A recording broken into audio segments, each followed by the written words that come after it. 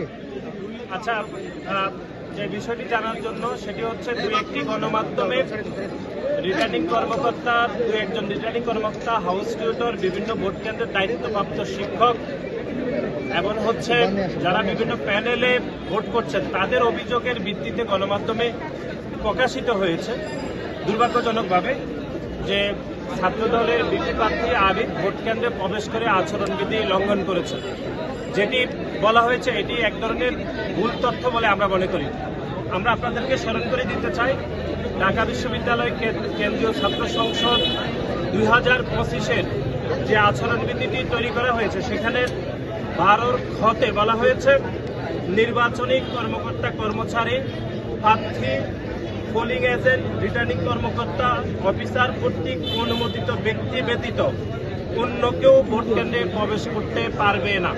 সুতরাং আমাদের বাংলাদেশ জাতীয়তাবাদী ছাত্রদল সমর্থিত প্যানেলের বিপি প্রার্থী আবিদুল ইসলাম হচ্ছে আমাদের একজন প্রার্থী। সুতরাং প্রার্থী যে কোনো ভোট কেন্দ্রে প্রবেশের পূর্ণ অধিকার রয়েছে এবং আইনেও সেটি বলা হয়েছে। এবং একই সাথে আবিদ গণমাধ্যমকে নিজেও বলেছেন যে রিটার্নিং কর্মকর্তার অনুমতি নিয়ে তিনি ভোট কেন্দ্রে প্রবেশ করেছেন, যা আইনও দেওয়া রয়েছে যে ঢাকা বিশ্ববিদ্যালয় ছাত্র সংসদ নির্বাচন 2025 12 খতে সেটি স্পষ্টভাবে উল্লেখ রয়েছে যে এখানে আবিদ ভোট কেন্দ্রে প্রবেশ করতে পারবে। কিন্তু তারপরও আমরা দেখেছি যে বিভিন্ন দুই একটি গণমাধ্যম এবং বিশেষ করে শিবিরের প্যানেল থেকে বারবার অভিযোগ করা হয়েছে এবং দুর্ভাগ্যজনকভাবে ঢাকা বিশ্ববিদ্যালয়ের কিছু কর্মকর্তা যারা নির্বাচন পরিচালনা করছেন কিন্তু নির্বাচনের আচরণবিধি বিষয়ে তাদের ন্যূনতম জ্ঞান না পেয়েও তারা নির্বাচনের দায়িত্ব পালন করছেন। এটি আমাদেরকে ব্যাপকভাবে আমাদেরকে হতাশাগ্রস্ত করেছে যে অন্তত ঢাকা বিশ্ববিদ্যালয়ের মতো জায়গায় ঢাকা বিশ্ববিদ্যালয়ের মাননীয় শিক্ষকরা কেন আচরণবিধি করবেন না, এটি আমাদের কোনোভাবে বোধগম্য নয়।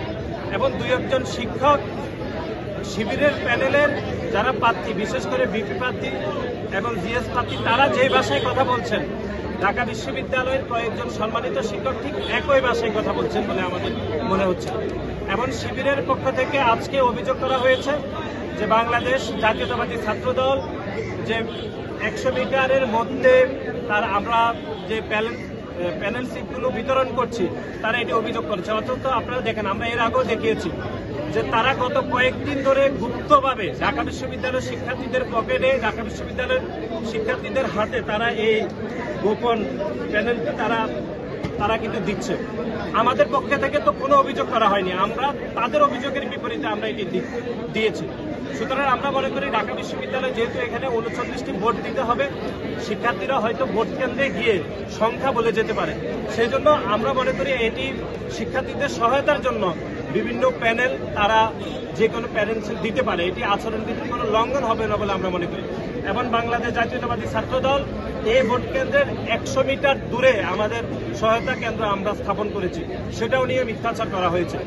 এবং আমরা আবারও বলছি যে কোনো প্রার্থী যে কোনো ভোট কেন্দ্রে প্রবেশ করতে পারবেন, যেটি আচরণবিধির 12 খ স্পষ্টভাবে লেখা রয়েছে। ঢাকা বিশ্ববিদ্যালয়ের মাননীয় শিক্ষকরা দুর্ভাগ্যজনকভাবে আচরণবিধি না করে তারা ভোটের যাবতীয় বিষয় পরিচালনা করছে। এটি আমার মনে হচ্ছে যে অন্য যে কোনো বিশ্ববিদ্যালয়ের শিক্ষার্থীরা এটি লজ্জা পাবে যে ঢাকা বিশ্ববিদ্যালয়ের শিক্ষকরা কিভাবে এরকম আচরণবিধি না করে যে ছাত্রদলের একজন প্রার্থীর বিরুদ্ধে এরকম অভিযোগ করে। এবং দুই একটি গণমাধ্যমও এরকম সংবাদ পরিবেশন করেছে। আমরা সে সকল গণমাধ্যমের কর্মীদেরকেও আমরা অনুরোধ করবো যে আপনারা আচরণবিধি পরে যদি আপনারা সংবাদ পরিবেশন করেন তাহলে অন্তত কেউ ক্ষতিগ্রস্ত হবে না, সবার প্রতি ইনসাফ কায়েম হবে। সবাইকে ধন্যবাদ।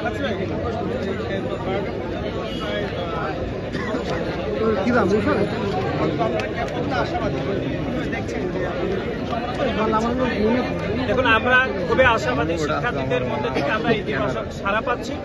আপনাদের মাধ্যমে আবারও বলছি যে ঢাকা বিশ্ববিদ্যালয়ের শুধু আবাসিক শিক্ষার্থীরা নয়, বরং যারা দূর দূরান্তে অনাবাসিক শিক্ষার্থী তাদের প্রতিও আমাদের উদাত্ত আহ্বান যে আপনারা ভোট কেন্দ্রে আসুন। সকলের অংশগ্রহণের মাধ্যমে, সকলের অংশীদারিত্বের বলে আমরা মনে করি সবথেকে যোগ্য প্যানেল আসলে নির্বাচিত হবে। যদি কেউ হয়তো অলসতা করে না আসেন অথবা অনেকে মনে করছে দূর দূরান্ত থেকে আসতে কষ্ট হবে, তাহলে অযোগ্য এবং ভুল প্রার্থী নির্বাচন হওয়ার সুযোগ রয়েছে। সুতরাং সকলের অংশগ্রহণের মাধ্যমে সবথেকে যোগ্য প্রার্থী নির্বাচন হবে বলে আমরা মনে করি। ধন্যবাদ সবাইকে।